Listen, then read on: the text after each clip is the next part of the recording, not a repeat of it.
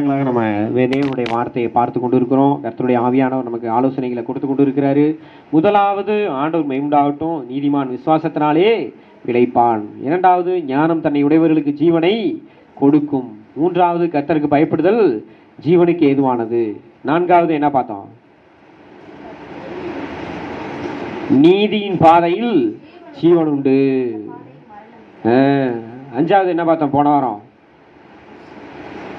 இட்லி சுட்டா சாப்பிடலாம். ஆவியினாலே சரீரத்தின் செய்கை அளித்தால் பிழைப்பீர்கள். அதைத்தாங்க சொன்னேன். இட்லி சுட்டா சாப்பிடலாங்கிறது. இட்லி சுட்டா என்ன வரும்? ஆவி வருது இல்லை? நல்லா வறுத்து சாப்பிடுங்க, சீக்கிரமாக சித்தரலாம். நல்லா ஆவியில் வேக வச்சு சாப்பிட்டீங்கன்னா கொஞ்சம் நாளைக்கு இருக்கலாம். அதைத்தான் சொன்னேன் நான். மாம்சம் வந்து என்ன செய்யும்? வறுக்கும். ஆவி வந்து என்ன செய்யும்? வறுக்காது. நல்லா உடலுக்கு ஏற்ற ஆரோக்கியத்துக்கு ஏற்றதை செய்யும். அதைத்தான் சொன்னேன் நான். கொஞ்சம் நீங்கள் புரிஞ்சுக்கிற மாதிரி சொன்னேன். கர்த்தருக்கு மகிமையுண்டாகட்டும். நல்லா ஆவியில் எப்போ எப்படி இருக்கணும்? இட்லி சுடும்போது கொண்டு போய் ஆவி வரும்போது கையை விட்டா என்ன ஆகும்? அனலாக இருக்கும். அந்த மாதிரி நீங்கள் ஆவியில் அனலாக இருந்தீங்கன்னா பிசாசு வந்து கையை விட்டானே என்ன ஆகும்? சுட்டுருச்சேன்னு கையை தூக்கிட்டு ஓடி போயிடுவான். பிசாசு நல்லா மாம்சத்தில் நடந்தீங்கன்னா பிசாசு உங்களை நல்லா எண்ணெய் சட்டியில் போட்டு என்ன செய்வான்? நல்லா வறுப்பான். வறுத்து என்ன செய்வான்? நல்லா காரமாக இருக்கே, நல்லா மொறுமொருன்னு இருக்கேன்னு சாப்பிடுவான். அதனால் மாம்சத்தில் நடக்கக்கூடாது, ஆவியில் நடக்க வேண்டும். ஆவியினாலே சரீரத்தின் செய்கை அளித்தால் பிழைப்பீர்கள். கடந்த வாரம் அதை பார்த்துட்டோம். இன்னைக்கு நம்ம என்ன பார்க்குறோம் அப்படின்னா, முதலாவது நம்ம பார்க்கறது நீதிமொழிகள் 22 நாளில் தாழ்மையை குறித்து பார்க்கிறோம். இன்னைக்கு நம்ம எதை குறித்து பார்க்கிறோம்? தாழ்மை. தாழ்மை தான் நம்ம வாழ்க்கையில் மிகப்பெரிய மேன்மையை கொடுக்கும். அல்லேலூயா. பக்கத்தில் இருக்கிறவங்களை கையை பிடிச்சி சொல்லுங்க, உங்களுக்கு தாழ்மை இருந்துச்சுன்னா கர்த்தர் மேன்மையை கொடுப்பார். சொல்லுங்க, உங்களுக்கு தாழ்மை இருந்தால் கர்த்தர் என்ன கொடுப்பாராம்? மேன்மையை கொடுப்பார். பாருங்க, ஒரு 3 வசனங்களை வேகமாக எடுத்து வாசித்து நம்ம விளங்கி கொள்ள இருக்கிறோம். சங்கீதம் 138:6. சங்கீதம் 138:6.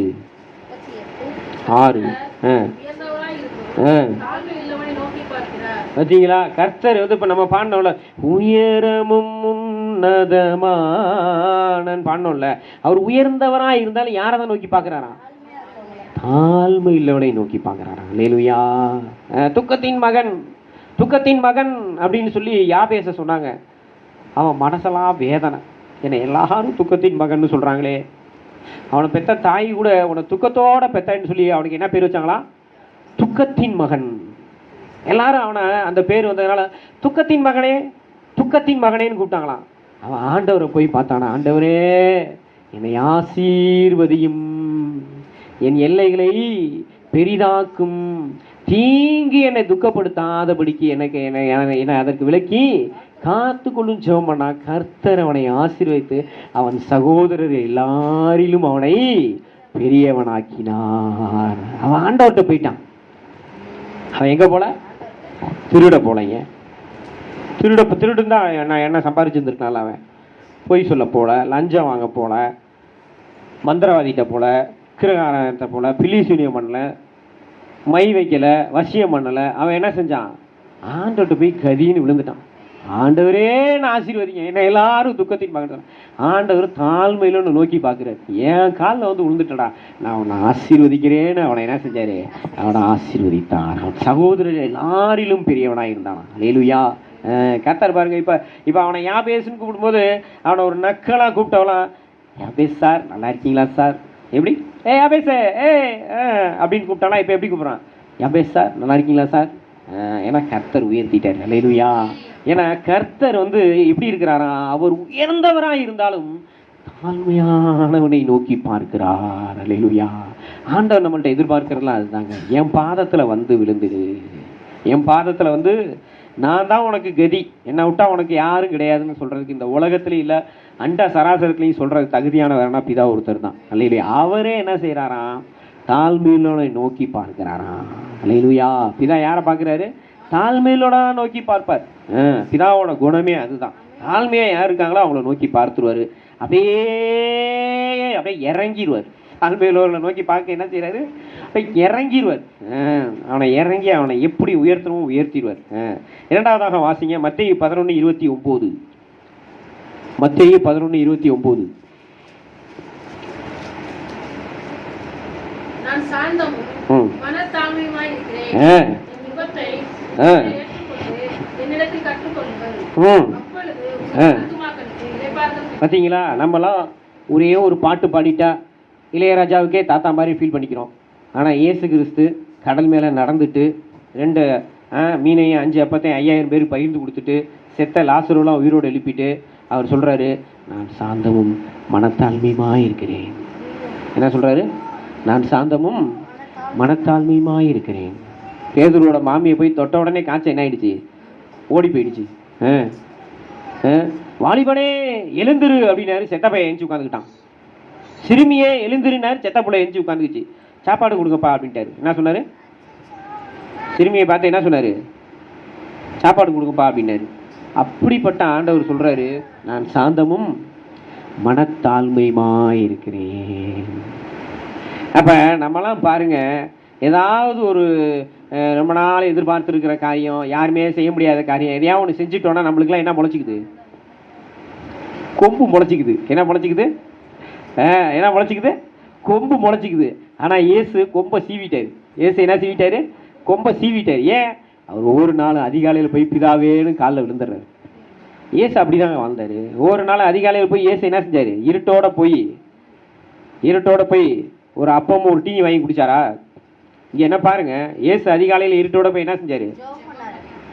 யாருக்கும் தெரியாமல் டீ கடையில் போய் 2 அப்பமும் ஒரு டீ வாங்கி குடிச்சிட்டு வர வழியிலே ஒரு கப்படிச்சுட்டு வந்தாரா? அதெல்லாம் கிடையாது. இயேசு என்ன செஞ்சார்னா, அதிகாலையில் எஞ்சி போய் அப்பா உன் பாதத்தில் கிடக்கிறப்பான்னு விழுந்து காண்டார். அதனால தான் இயேசு சொன்னார், நான் சாந்தமும் மனத்தாழ்மையுமாய் இருக்கிறேன். மனத்தாழ்மையாக இருக்கிறதுக்கு இந்த உலகத்திலேயே ஒரு முன்மாதிரி யாருன்னா இயேசு கிறிஸ்து தான். அல்லேலூயா. பக்கத்தில் இருக்கவங்களை பார்த்து சொல்லுங்க, மனத்தாழ்மையாக இருக்கிறதுக்கு இந்த உலகத்திலேயே ஒரு முன்மாதிரி யாருன்னா இயேசு தான். நீ என்ன பார்க்காத, சொல்லுங்க, என்ன பார்க்காத, இயேசுவை பாரு. அல்லேலூயா. இரண்டாவதாக இயேசு மனத்தாழ்மையாக இருந்தார். மூன்றாவதாக வாசிங்க, யாக்கோபு 4:6 எடுத்து வாசிங்க. யாக்கோபு 4:6. யாக்கோபு 4:6.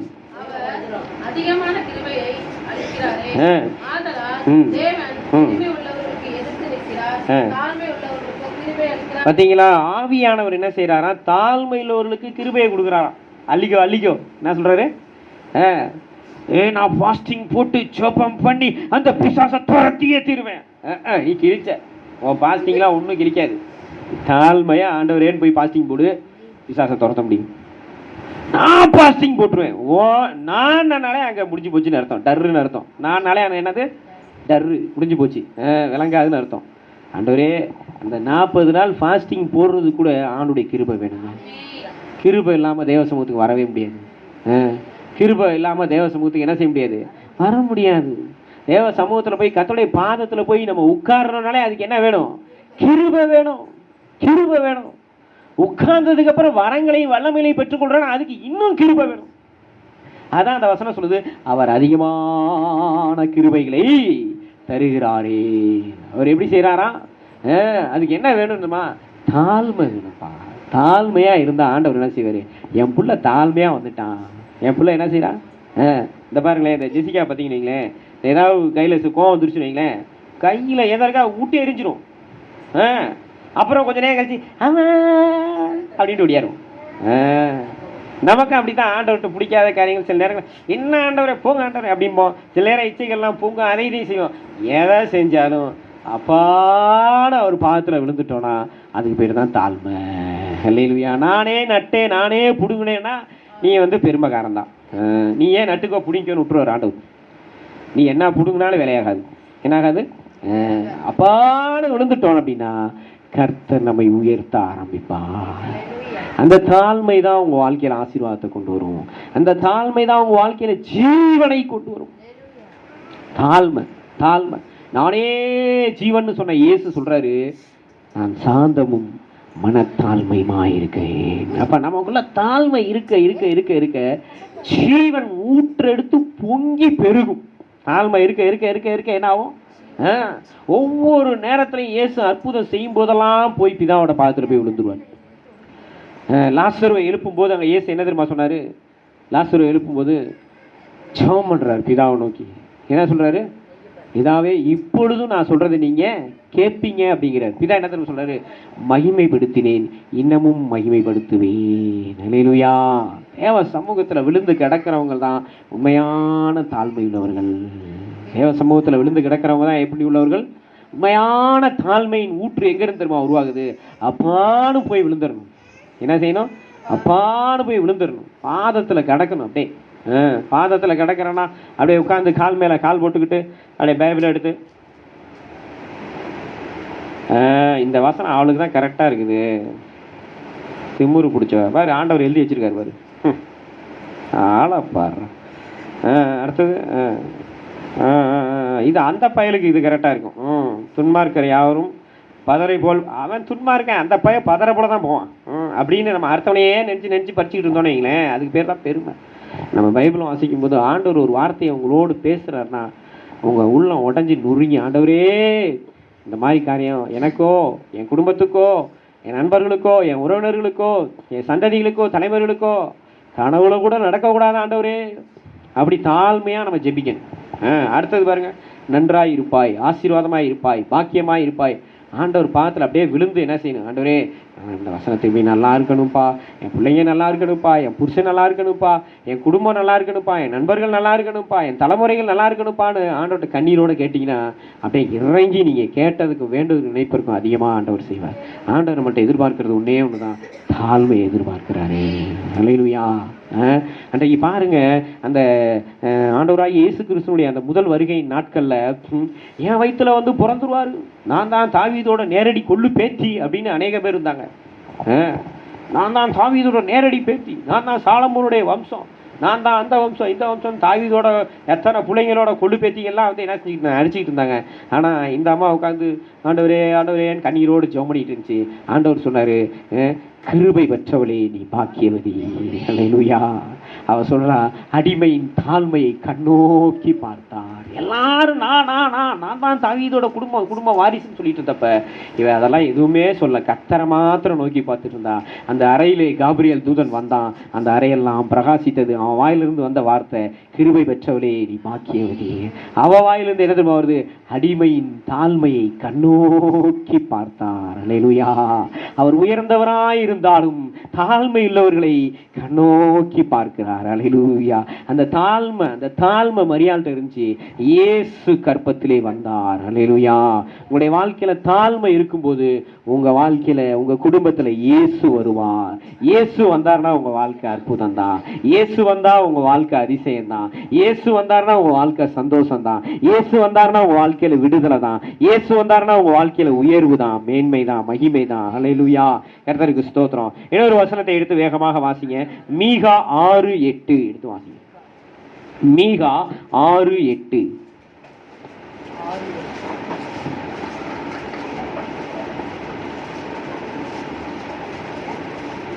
மனுஷனே, நன்மை என்னதென்றும் அவர் உனக்கு அறிவித்திருக்கிறார். நியாயம் செய்து இரக்கத்தை சிநேகித்து தேவனுக்கு முன்பாக மனத்தாழ்மையாய் நடப்பதை அல்லாமல் வேற எண்ணத்தை கத்தெடுத்து. பாத்தீங்களா ஆண்டவர்? பாத்தீங்களா மனுஷனே, உன்கிட்ட ஆண்டவர் என்னத்தை எதிர்பார்க்கிறாரு? நியாயத்தை செய், நீதியை செய். நீதிமான்னா நியாயத்தையும் நீதியும் செய்யறவன் தான் நீதிமான். அதைத்தான் பார்த்துட்டு இருந்தோம் கடந்த நாட்கள்லாம். நியாயம்னா என்ன, நீதினா என்ன, அதெல்லாம் கற்றுக் கொடுத்துருக்குறோம். ஆவியானவரெல்லாம் நம்ம கற்றுக் கொடுத்துருக்கிறாரு.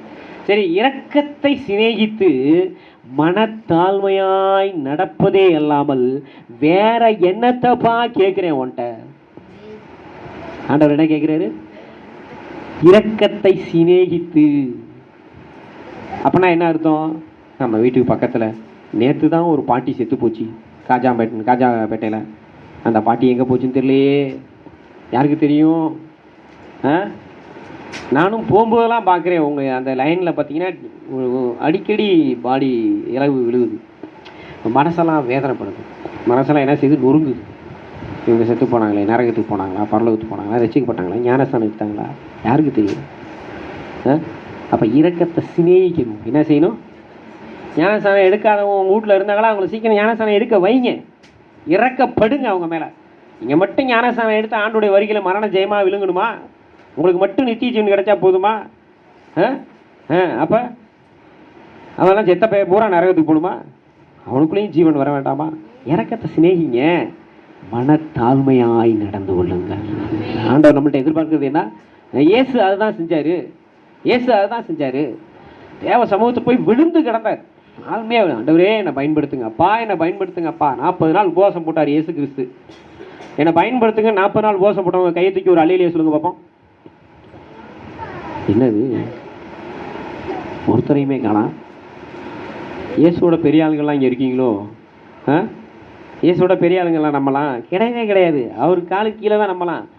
அவன் யோவான் ஸ்நானகன் சொல்கிறான், சிறிகளில் பிறந்தவளே எல்லாரிடத்துலையும் பெரியவன் அவன் தான், நான் அவருடைய பாதரட்சியின் வார அவிழ்க்க கூட எனக்கு தகுதி இல்லைங்கிறான்.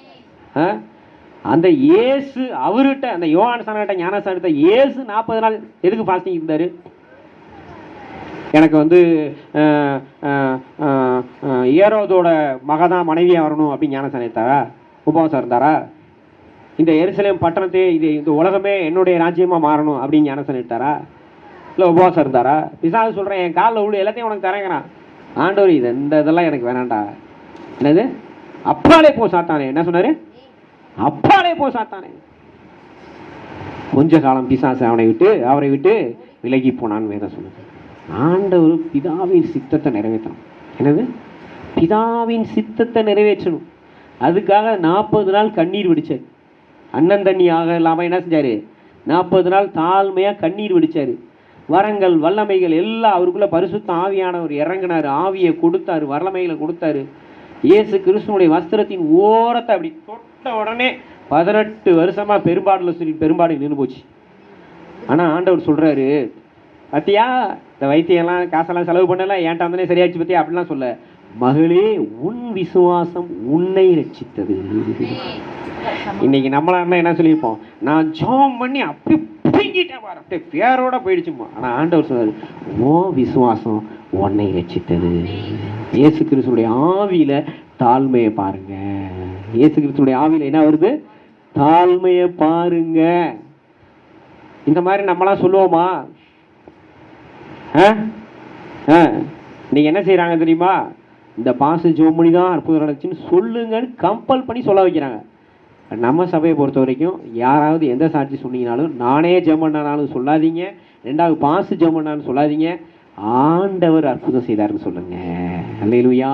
கர்த்தரை உயர்த்துங்க, கர்த்தரை மகிமைப்படுத்துங்க. உங்க விசுவாசம் உங்களை ரட்சிக்கும். அல்லேலூயா. ஆண்டவர் அப்படித்தான் சொன்னார். ஆண்டவர் நான் தான் செஞ்சேன்னு சொல்லவே இல்லை. அதுதான் ஆண்டவர் இருந்த தாழ்மையை காட்டுகிறது. தொடர்ந்து இயேசு அற்புதம் செஞ்சார். நான் தான் செஞ்சேன்னு சொன்னீங்கன்னா அங்கேயே நின்றும், ஸ்டாப் வந்துடும். ஆனால் இயேசு, மகளே பயப்படாதே, உன் வேதனைகள் நீங்கி சுகமாயிரு, உன் விசுவாசம் உன்னை ரட்சித்தது. அல்லேலூயா.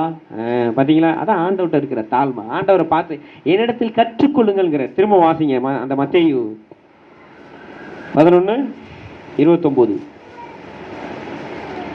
நான் சாந்தமும் மனத்தாழ்மையுமாய் இருக்கிறேன். முகத்தை உங்கள் மேல் ஏற்றுக்கொண்டு என்னிடத்தில் கற்றுக்கொள்ளுங்கள். பார்த்தீங்களா? தாழ்மையை யார்கிட்ட தான் கற்றுக்கணும்? இயேசுகிட்ட தான் கற்றுக்கணும். கடல் மேலே நடந்தார், காற்றையும் கடலையும் அமைதிப்படுத்தினார். எல்லாரும் இவர் யாரோ அப்படின்னு சொல்லி தேவகுமாரன்னு சொல்லி அவரை பணிந்துக்கிட்டாங்க. ஆனாலும் அவங்க கால்களை போய் என்ன செஞ்சார்? கழுவ தான் செஞ்சார். நமக்கு தான் அடுத்தவங்களை மன்னிக்கிறதுக்கு இறங்கி வர்றதுக்கு என்னால் முடிய மாட்டேங்குது. ஆனால் அவர் என்ன செஞ்சார்? பரலோகத்தை விட்டே இறங்கி வந்தார். பிலிப்பியர் 2:4-5-6 வாசிங்க. பிலிப்பியர் 2:4-5-6.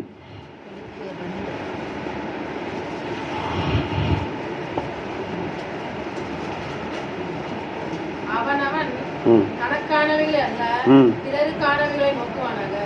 கிறிஸ்து இயேசுவில் இருந்த சிந்தையே உங்களில் இருக்க கடவுள். அவர் தேவனுடைய ரூபமாய் இருந்தும் தேவனுக்கு சமமாய் இருப்பதை கொள்ளையாடின பொருளாக எண்ணாமல் தம்மைத்தாமே வெறுமையாக்கி அடிமையின் ரூபம் எடுத்து மனுஷ சாயலானார்.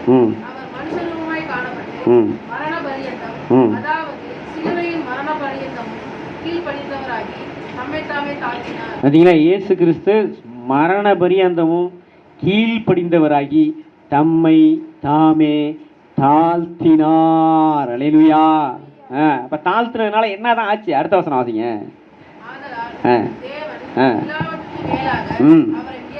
எல்லாவற்றுக்கும் மேல அவரை உயர்த்தினாரா. அல்லேலூயா. தாழ்மை பாருங்க, நம்ம வாழ்க்கையில எவ்வளவு பெரிய உயர்வை கொண்டு வருது பார்த்தீங்களா. இன்னைக்கு நம்மகிட்ட என்ன இருக்குதுன்னா, தாழ்வு மனப்பான்மை இருக்குது. என்னது, என்னாலலாம் இது முடியுமா, என்னாலலாம் இப்படி ஆக முடியுமா, நான்லாம் போய் ஒரு ஜெபம் பண்ணுங்கன்னு சொன்னீங்கன்னு வைங்களேன், அவங்க வந்து பார்த்தீங்கன்னா, ஐயா நான்லாம் ஜெபம் பண்ணல. ஒரு பிரசங்கம் பண்ணுங்கன்னு சொன்னேன், ஐயா நான்லாம் ஜெபம் ஐயா என்ன ஆனால் 30 வருஷம் விசுவாசி, 25 வருஷம் விசுவாசி, ஒரு ஜெபம் பண்ணுங்க, ஐயா நான்லாம் பண்ண மாட்டேன். இது தாழ்வு மனப்பான்மை. இது என்னது, இது என்னது, தாழ்வு மனப்பான்மை. ஆண்டவர் நம்மள்ட்ட தாழ்வு மனப்பான்மை எதிர்பார்க்கல, ஆண்டவர் நம்மள்ட்ட எதிர்பார்க்கிறது தாழ்மையை எதிர்பார்க்கிறார். அப்ப தாழ்மைனா என்னங்க, பெரிய காரியங்களை செஞ்சுட்டு அவர் பாதத்தில் விழுந்து கிடக்கிறோம் பார்த்தீங்களா, அதுக்கு பேர் தான் தாழ்மை. அல்லேலூயா. சரித்திரத்தில் மிகப்பெரிய பரிசுத்தவான்கள்லாம் நீங்கள் பார்த்தீங்கன்னா ஆண்டவருக்காக தேசங்களை அசைச்சாங்க.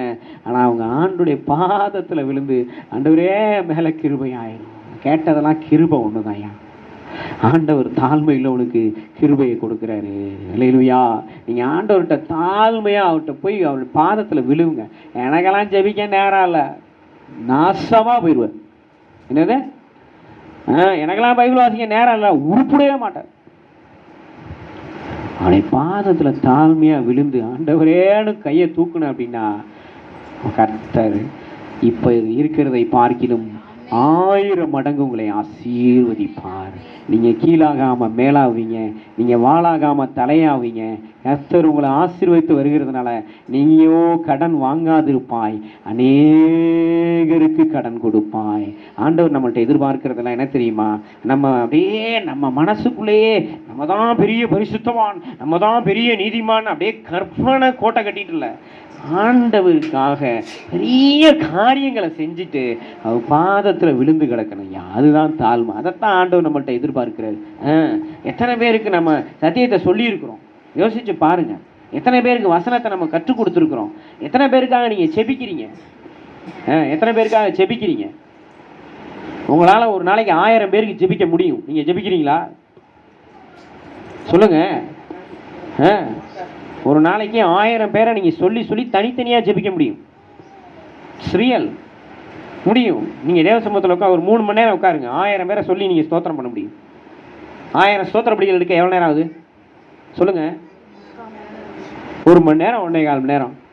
1000 ஸ்தோத்திர படிகள் எடுக்க முடியுது அப்படின்னா 1000 பேரை சொல்லி உங்களால் அவங்களுக்காக ஸ்தோத்திரம் பண்ண முடியுமா முடியாதா? பியூராசிஸ்டுக்காக கோடி கோடி ஸ்தோத்திரம் ஆண்டவரே, ரேகாவுக்காக கோடி கோடி ஸ்தோத்திரம், ரெபேக்காவுக்காக கோடி கோடி ஸ்தோத்திரம், பிரியாசிஸ்டுக்காக கோடி கோடி ஸ்தோத்திரம். இப்போ எத்தனை வினாடி ஆச்சுது? ஒரு 10 செகண்ட் தானே ஆச்சு. இப்போ உங்கள் வாழ்க்கையில் நீங்கள் பார்க்குற, நினைக்கிற, பழகிற எல்லாரையும் சொல்லி ஸ்தோத்திரம் பண்ணி அவங்களுக்காக ஜெபிச்சுட்டு, ஆண்டவரே என் மேலே கிருபையாக இருக்குன்னா, ஆண்டவர் உங்கள் மேலே கிருபையாக இருப்பாரா இருக்க மாட்டாரா? நிச்சயமாக கிருபையாக இருப்பார். என் பிள்ளை என் ராஜ்யத்துக்காக யார் யாருக்கோ ஜெபம் பண்ணிட்டு என் பாதத்தில் வந்து விழுகிறான், அவனுக்கு செய்யாமல் வேற எவனுக்கு செய்ய மாட்டேன் பாரு ஆண்டவர். அல்லேலூயா. நிச்சயமாக செய்வார் ஆண்டவர். நீங்கள் மற்றவர்களுக்காக ஜெபிக்கும் போது தான். யோபு பாருங்கள், தன் சிநேகிதருக்காக ஜெபிச்சான். அவனுக்கு இருந்த பிரச்சனையோடய அவங்க சிநேகிதருக்கு பிரச்சனை இருந்துச்சு. அந்த 3 பேரும் வந்து அவனுடைய பிரச்சனையை பார்த்துட்டு 1 வாரம் அப்படியே ஸ்ட்ரன்னாகி நின்னாங்களாம். யோபோட பிரச்சனையை பார்த்து 1 வாரம் என்ன செஞ்சாங்களாம், வாயை திறக்கலை, ஒன்றுமே செய்யலை, அப்படியே பித்து பிடிச்ச மாதிரி உட்காந்துருந்தாங்களாம். எப்படி உட்காந்துருந்தாங்களாம்? அவனுடைய பிரச்சனை இவங்களை பார்த்த இவங்களுக்கு, யோபோட சிநேகிதர்களுக்கு அவ்வளோ பெரிய பாதிப்பு உண்டு பண்ணுச்சு. அதுக்கப்புறம் பேச ஆரம்பிச்சாங்க பாரு, பேசுகிறாங்க பேசுகிறாங்க பேசுகிறாங்க பேசுகிறாங்க, பேசிக்கிட்டே பேசியே யோபுவை கொண்டானுங்க. ஆனால் அந்த நிலைமையிலையும் யோபு தன் சிநேகிதருக்காக என்ன செஞ்சான், ஆண்டவரேன்னு 2 கைகளை விரிச்சான். கர்த்தர் யோபுவின் பின்னிலைமையை பார்க்கணும், அவனுடைய முன்னிலைமையை பார்க்கணும், பின்னிலைமையை 2 ஆசீர்வதித்தார். அல்லேலூயா. அப்போ நம்ம தாழ்மையாக போய் ஆண்டவருடைய பாதத்தில் விழுந்து, நீங்கள் யாருக்கெல்லாம் ஜெபிக்கணும், உங்களுக்கு யார் மேலே, குறிப்பாக பாருங்கள், உங்களுக்கு சொல்லித்தரேன் பாருங்கள், உங்களுக்கு யார் மேலே வருத்தம் இருக்குது, கோபம் இருக்குது, அவங்களுக்காக ஜெபிங்க. அல்லேலூயா. உங்களை துன்பப்படுத்துறவர்களுக்காகவும், உங்களை நிந்திக்கிறவர்களுக்காகவும், உங்களை சபிக்கிறவர்களுக்காக நீங்கள் நன்மை செய்யுங்க, ஜெபிங்க, ஆசீர்வதிங்கன்னு ஆண்டவர் சொல்கிறார்.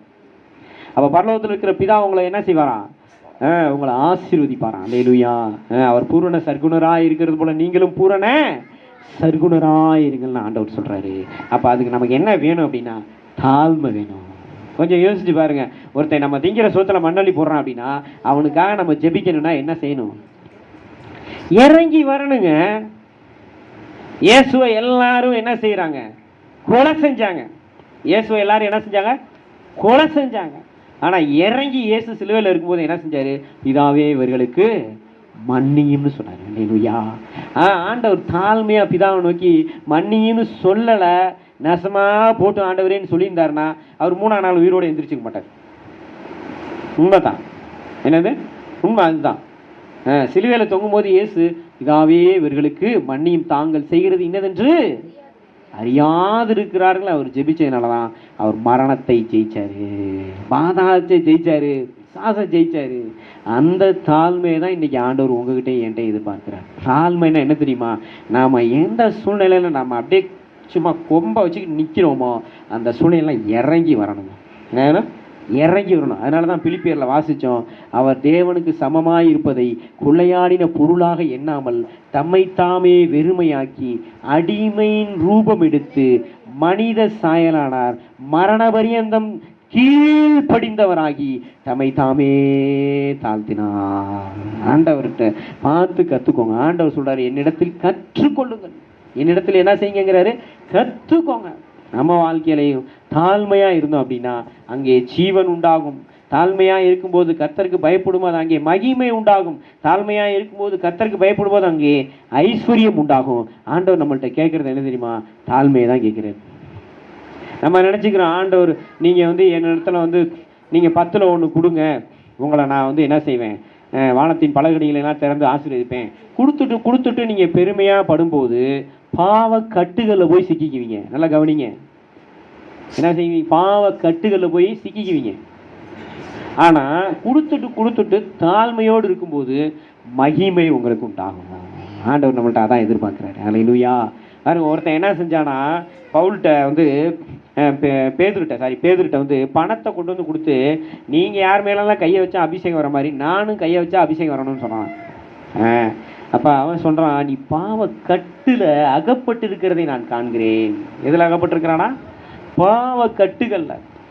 இன்றைக்கு அநேகர் அப்படித்தான். நான் தான் இந்த சபையை கட்டினேன், நான் தான் இந்த பாஸ்டரை உருவாக்குனேன், நான் இல்லைன்னா இந்த பாஸ்டர் வரும்போது ஈயத்தட்டை எடுத்துட்டு வந்தாரு, குடிக்க டம்ளர் கூட இல்லாம வந்தாரு, நாங்க தான் இந்த சபையை அப்படியே மேல தூக்கி வச்சோம் அப்படின்லாம் சொல்றாங்க. ஆனா அவங்க வாழ்க்கையில பாவ கட்டுல இருக்கிறாங்க. ஆனா அதுக்கு மேல எப்படி தெரியுமா சொல்லணும்?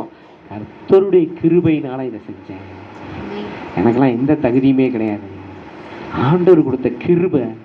பாருங்க, நான் என்ன கொண்டு கூட கர்த்தர் இப்படிலாம் செய்யறாரு. நீங்க ஆண்டவருக்குள்ள வந்தீங்கன்னா உங்களை கொண்டு ஆண்டவர் இன்னும் பெருசா செய்வார். அப்படி சொன்னா அதுக்கு பேர் தான் என்னது? தாழ்மை. இன்னும் நிறைய செய்ய வைப்பார் ஆண்டவர். நம்மளை கொண்டு தேவனுடைய ராஜ்யத்துக்காக என்ன செய்ய வைப்பார் ஆண்டவர்? இன்னும் என் பிள்ளை உன் கைகளால் இன்னும் செஞ்சுக்கிட்டே இருப்பா. சகல கிருபை பொருந்திய தேவன் தாமே ஆண்டவர் என்ன செய்வாராம்? உங்க நீதியின் விளைச்சலை வர்த்திக்க செய்வார். நீதியின் விளைச்சலை என்ன செய்வாரு? வர்த்திக்க செய்வாரு. ஆண்டவருக்கு மகிமை உண்டாகட்டும். எல்லாரும் இப்படி முகத்தை பார்த்து பின்னால டைம்லாம் பார்க்கறத பார்த்தா என்ன இருந்தாலும் எப்படா முடிப்பான் அப்படிங்கிற மாதிரி இருக்குது. கர்த்தருக்கு ஸ்தோத்திரம். பரவாயில்ல, நான் தாழ்மையோடு சொல்றேன், நீங்க ஆண்டுடைய வார்த்தைகளை கேளுங்க, ஆண்டுடைய வசனங்களுக்கு செவி கொடுங்க. ஆண்டுடைய வார்த்தை உங்களை உயர்த்தும். தேவனுக்கு முன்பாக பாருங்க, தாழ்மைனா என்ன தெரியுமா? முதல்ல தேவனுக்கு முன்பாக விழுந்து கிடக்கணும். 2வது தேவனுடைய வார்த்தைக்கு முன்பாக விழுந்து கிடக்கணும். 3வது கர்த்தருடைய ஊழியக்காரங்களுக்கு முன்பாக விழுந்து கிடக்கணும். இது 3ஐயும் செஞ்சீங்கன்னா ஒரு ஒரிஜினல் தாழ்மை உங்கள் வாழ்க்கையில் உருவாகும். அந்த தாழ்மை தான் உங்கள் வாழ்க்கையில் ஆசீர்வாதத்தை கொடுக்கும். 7 காரியங்களில் தாழ்மை உங்கள் வாழ்க்கையில் வேணும். 1, நல்லா கவனமாக கேளுங்க, தேவனுக்கு முன்பாக. 2வது தேவனுடைய வார்த்தைக்கு முன்பாக. 3வது கர்த்தருடைய ஊழியக்காரர்களுக்கு முன்பாக. 4வது மனைவி கணவனுக்கு முன்பாக. 5வது பிள்ளைகள் தாய் தகப்பனுக்கு முன்பாக. 6வது ஆசிரியர்களுக்கு முன்பாக மாணவர்கள் தாழ்மையாக இருக்கணும். 7வது எஜமானுக்கு முன்பாக வேலைக்காரங்க தாழ்மையாக இருக்கணும். இந்த 7 விதமான தாழ்மை உங்கள் வாழ்க்கையில் இருந்துச்சு அப்படின்னா நீங்கள் உயர்வின் உச்சத்துக்கு போவீங்க. தேவன் உங்களை ஆசீர்வதிப்பார். ஒரு நாளும் உங்களை கைவிடவே மாட்டாரு. கர்த்தருக்கு மகிமை உண்டாகட்டும். நம்ம எல்லாரும் அப்படியே எழுந்து நிற்போமா? இன்னும் தாழ்மையை குறித்து, ஜீவனை குறித்து அடுத்த வாரம் நம்ம பார்க்கலாம். கர்த்தருக்கு சித்தமானா எல்லாரும் எழுந்து நிற்போம், ஆண்டவரை நோக்கி பார்ப்போம். இந்த 7 விதமான தாழ்மை உங்க வாழ்க்கையில இருந்துச்சுன்னா நீங்க உயர்த்தப்படுறத தடுக்க எவனாலையும் எந்த கொம்பனாலையும் முடியாது. கர்த்தருக்கு மகிமை உண்டாகட்டும். கர்த்தருக்கு மகிமை உண்டாகட்டும். கர்த்தருக்கு ஸ்தோத்திரம். கர்த்தருக்கு மகிமை உண்டாகட்டும். எல்லாரும் ஆண்டவருடைய சமூகத்தில் எழுந்து நிற்போம். ஒரு சில அறிவிப்புகள் மாத்திரம் நான் வாசிச்சிடுறேன். இனி வரக்கூடிய நாட்களில் தினந்தோறும் மாலை 6 முதல் 7 வரைக்கும், வெள்ளி ஞாயிறு தவிர தினந்தோறும் மாலை 6 முதல் 7 வரைக்கும் நம்ம சர்ச்சில் மன்றாட்டு ஜெபம் நடக்கும். திங்கட்கிழமை 7:30 முதல் 8:30 வரைக்கும் சகோதரி பானுமதி அவங்க வீட்டில் ஜெபம் நடக்கும். செவ்வாய்க்கிழமை 7:30 முதல் 8:30 வரைக்கும் பிரியா சிஸ்டர் அவங்க வீட்டில் ஜெபம் நடக்கும். புதன்கிழமை சகோதரி மலர் சிஸ்டர் அவங்க வீட்டில் 6:30 முதல் 7:30 வரைக்கும் ஜெபம் நடக்கும். 6:30 முதல் 7:30 வரைக்கும் மலர் சிஸ்டர் ஜெபம் நடக்கும். ஃபோன் பண்ணிடுறோம். வியாழக்கிழமை பைபிள் ஸ்டடி உண்டு. சனிக்கிழமை